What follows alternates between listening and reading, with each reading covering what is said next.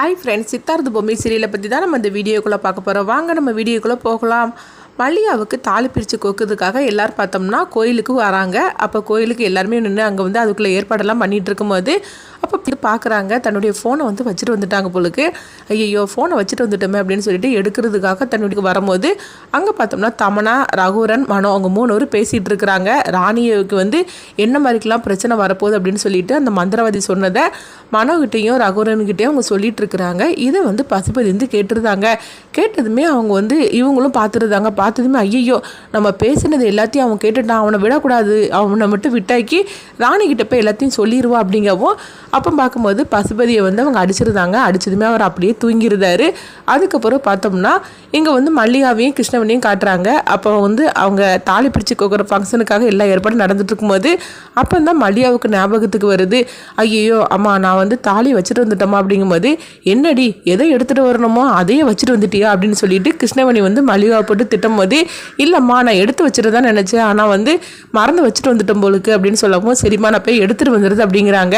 சரி நீ தனியாக போக வேண்டாம், நானும் வார அப்படிங்கும்போது, இல்லைம்மா நான் வேணா அவரை கூட்டிகிட்டு போகிறேன் அப்படிங்கிறாங்க. அப்போ பார்க்குறாங்க பசுபதியை காணலை. சரி ஒருவேளை வெளியே எங்கேயாவது போயிருப்பாரு அப்படின்னு சொல்லிட்டு நினைக்கும் போது, சரி நானும் வார அப்படின்னு சொல்லிக்கிட்டு பார்த்தோம்னா அவங்க மல்லிகா வந்து அந்த தாலி எடுக்கிறதுக்காக தன்னுடைய வீட்டுக்கு வராங்க.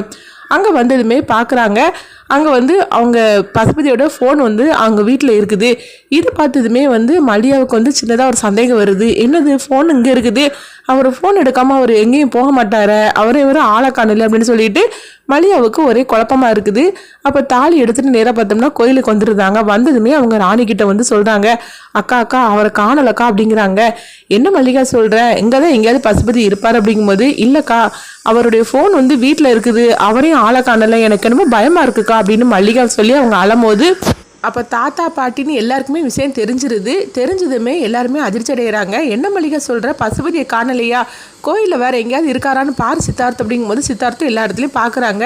இல்லை தாத்தா கோயிலையும் வேறு எங்கேயுமே அவரை காணலை அப்படின்னு சித்தார்த்து சொல்லவும், எங்கே போயிட்டாரு தெரியலையே அப்படின்னு சொல்லிட்டு இருக்கும்போதே மல்லிகா வந்து அழ ஆரம்பிச்சிருந்தாங்க. அப்போ ராணி வந்து கொஞ்சம் பதட்டம் அடைகிறாங்க.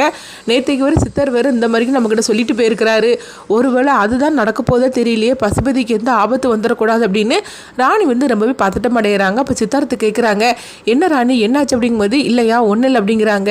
இல்லை உனக்கு ஏதோ விஷயம் தெரிஞ்சிருக்கு அப்படின்னு சொல்லும் போது, சரியா நீ தனியாக வா அப்படின்னு சொல்லிட்டு ராணி பார்த்தோம்னா சித்தார்த்தை வந்து தனியாக அழைச்சிட்டு போகிறாங்க.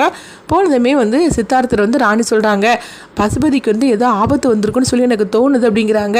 என்ன ராணி சொல்கிற அப்படின்னு சொல்லிட்டு சித்தார்த்தை கேட்கும்போது, ஆமாம் நேற்றுக்கு வந்து ஒரு பொண்ணு வந்து நம்ம வீட்டு வாசல்லேருந்து அழுதுகிட்டு இருந்தான்னு சொல்லிட்டு நான் அவள் பின்னாடியே போனேன். அதுக்கப்புறம் பார்த்தோம்னா அவள் பார்க்கறதுக்கு ரொம்பவே வந்து பயங்கரமாக இருந்தா. அப்போ வந்து ஒரு சித்தர் வந்து என்னுடைய கையை பிடிச்சி இழுத்தாரு. அதுக்கப்புறம் தான் அந்த உருவம் வந்து காணாமல் போயிடுச்சுது.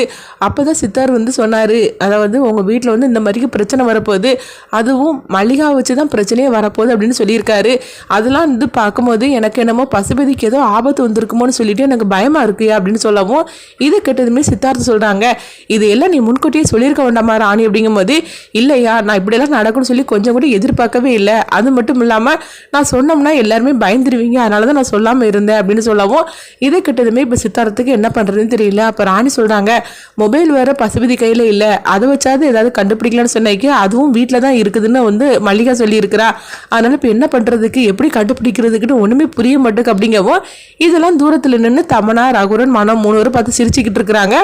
அப்போ வந்து ராணிக்கு வந்து ஏதோ ஒரு சந்தேகம் வருது, யாரோ தான் இதெல்லாம் கூட இருந்து செய்துக்கிட்டு இருக்கிறாங்க, ஆனால் யாருன்னு தெரியல அப்படின்னு ராணிக்கு வந்து சந்தேகம் வருது.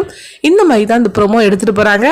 அப்போ சித்தார்த் வந்து சொல்கிறாங்க, மொபைல் வந்து வீட்டில் இருந்தனால கண்டிப்பாக வந்து பசுபதி ஒருவேளை மொபைலை எடுக்கிறதுக்காக வீட்டுக்கு தான் போயிருக்கணும், அப்போ அங்கே வச்சு தான் காணாமல் போயிருக்கணும், அவன் மொபைல் இருக்கும்போது கூட அங்கே யாரெல்லாம் இருந்தாங்க அப்படின்னு சொல்லிக்கிட்டு அவங்க அந்த சிக்னல் வந்து காட்ட தானே செய்யும் அப்படின்னு சொல்லிட்டு சொல்லவும், அப்போ ராணி சொல்கிறாங்க, ஆமாய்யா நீ சொல்கிறது கூட நல்ல ஐடியா தான், அப்போ எப்படி கண்டுபிடிக்க முடியும் அப்படிங்கும்போது, எனக்கு தெரிஞ்ச ஒருத்தர் ஃப்ரெண்டு இருக்கிறான், அவங்ககிட்ட ஃபோன் பண்ணி நம்ம வந்து இதை வச்சு கண்டுபிடிச்சிடலாம் அப்படின்னு சொல்லிட்டு சித்தார்த்தை வந்து ஃபோன் பண்ணுறாங்க.